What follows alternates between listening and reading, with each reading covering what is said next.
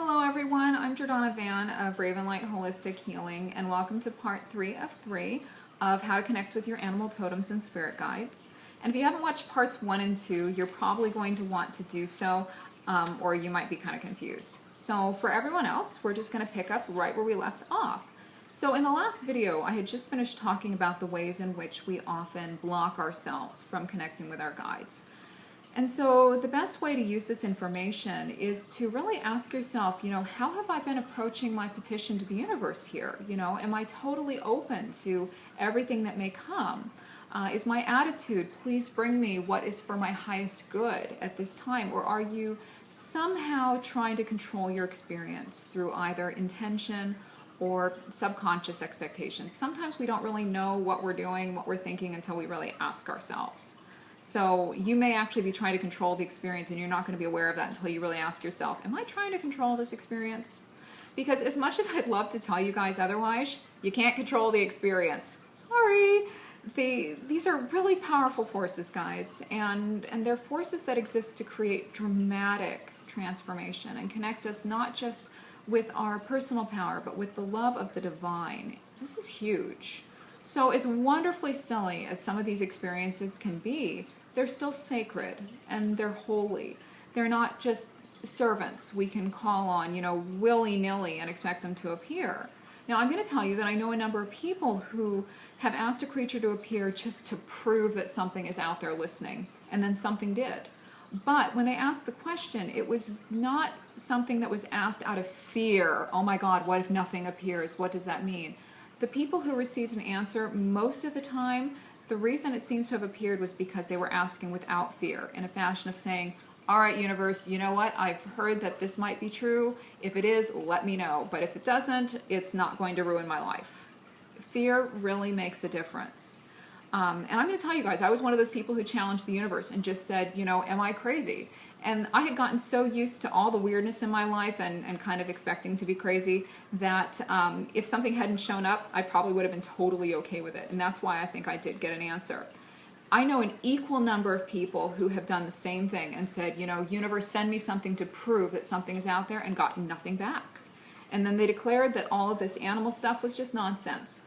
So when you try to force proof to appear to back up something you want to believe, there's no guarantee that you're going to get a reply.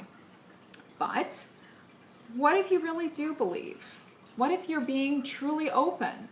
What if you've let go of fear and then nothing shows up? What does that mean? How can that be okay? So what I want to do in this video is talk to you about the cases where it actually doesn't mean you're doing anything wrong when your guides don't answer. There are certain things that happen where they aren't answering, and that alone is an answer. It is for our highest good. So here's the first thing that can create that situation where we're asking and asking and asking, and the reason we're not getting an answer is for our highest good. It's not that we're asking wrong or blocking ourselves. And so that is, the first thing is that some of us go beyond over-identifying with our totems to anthropomorphizing them. We turn them into brothers and sisters, aunts and uncles, fathers and mothers, friends. And this can be really wonderful because, we feel that our guides are sharing this journey with us in a very, very personal, visceral way. I look at red-tailed hawk in the sky all the time and I think, thank you for all you have taught me. And I see him as a brother on my journey, but I don't see him as a guardian. The trouble is when we start seeing our guides not as guides and see them as guardians. And now bear with me here because some of you guys are really freaking out. Our totems are not here to protect us. They aren't. They do not rescue us, nor do they somehow enter our bodies and animate us.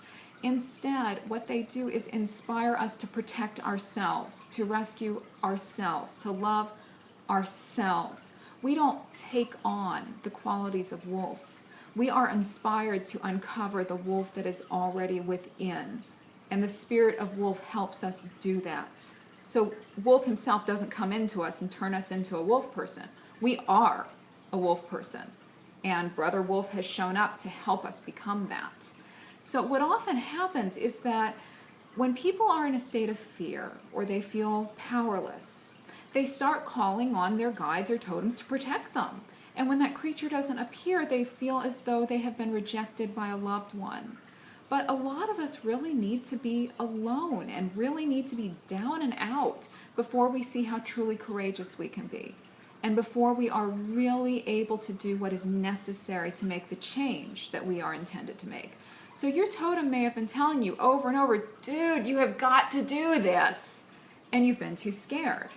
And so now you're all alone and your totem is not appearing, and all of a sudden you are encountering all of these experiences that force you to do what that totem was encouraging you to do before.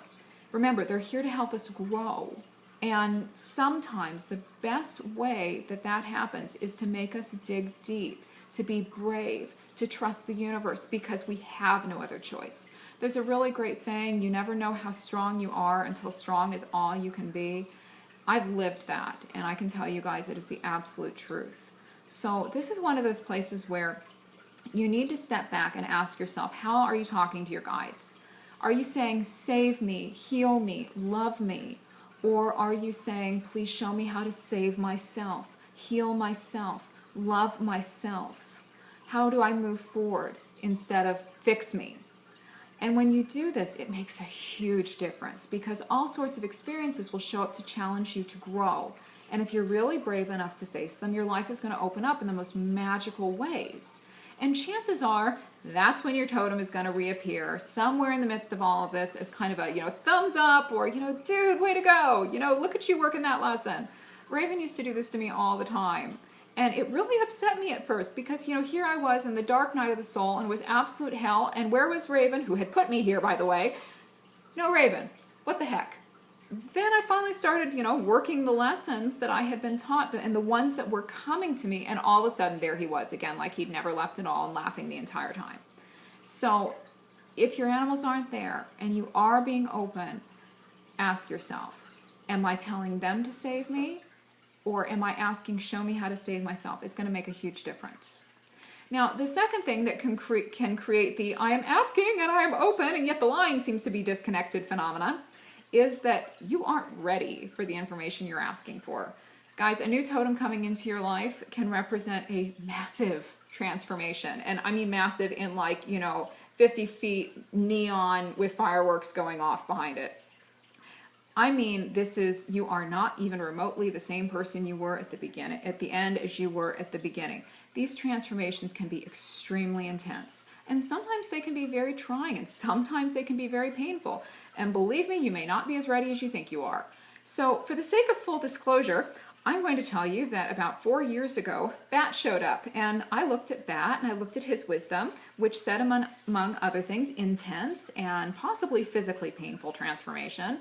And if you have Bat showing up, that isn't always the case, but it was for me. I looked at that, and I kid you guys not, I just said, universe, are you kidding? I'm fine. What do I need to transform? My life is great. And I was saying this because I was repressing all the emotions that would have told me that no, my life was not great. And so what ended up happening was that, oh boy, did I not know what I was talking about. That was right. I needed to transform. Yes, it sucked out loud, but I'm so grateful for it. Don't mistake me. I would go back and do it all over again 1,000 times, but it was not easy. And I can understand now why me continuously saying, hey, universe, I want to know, I want to know, I want to know. For a long time, I didn't get an answer. I really wasn't ready. And when it did show up, even though apparently I was ready to change, I'm so grateful it didn't show up earlier, because then I really wouldn't have been ready. So I can understand that you guys may not believe me when I say that you are not ready, but you really might want to at least consider the idea, and perhaps the universe is giving you a blessing here by not answering you. So if you're asking and asking to meet your totems and nothing is showing up, it may be time to say, okay, universe, you know what? I might not be ready to grow and change at this time. I get that. Can you send me some other form of guidance that will be in my best interest right now and help me move forward? Also, you may not be done with the lesson you're already learning. You may have gotten to be old chums with Cheetah, for example, and you now think that you're ready to start learning from some other totem, and Cheetah may feel totally differently. He may think you're not done yet. And so you either just aren't receiving anything new, in which case you're not doing anything wrong, or Cheetah is still showing up here and there, but you just aren't really seeing him because you're so used to seeing him. So if you're not seeing anything new, again, maybe because you're not ready. And that's when you say, hey, Cheetah, you know, I'm wondering if maybe I'm not done with your lessons. If I'm not done, can you let me know? And then Cheetah will probably show up again in some really dramatic way, and you'll know. Now, lastly, so last reason that you may not actually be doing anything wrong when you're not getting guidance. Our animal totems and spirit guides are really fabulous, guys. I mean, I could literally watch animal videos and look at photos all day, and sometimes I do. But they are not the only means that the universe uses to guide us. If you aren't receiving guidance from your animals, start looking everywhere else. Pay attention to your dreams. Notice what you automatically gravitate towards, where you feel like going, for example, regardless of why. Look at bumper stickers and billboards and people's tattoos and t-shirts. Open your fortune cookies. I almost always get a impossibly significant fortune when I open those things. Pick up a book that feels good, or call someone just because you feel like it. If you're paying attention, you are going to receive guidance when you need it.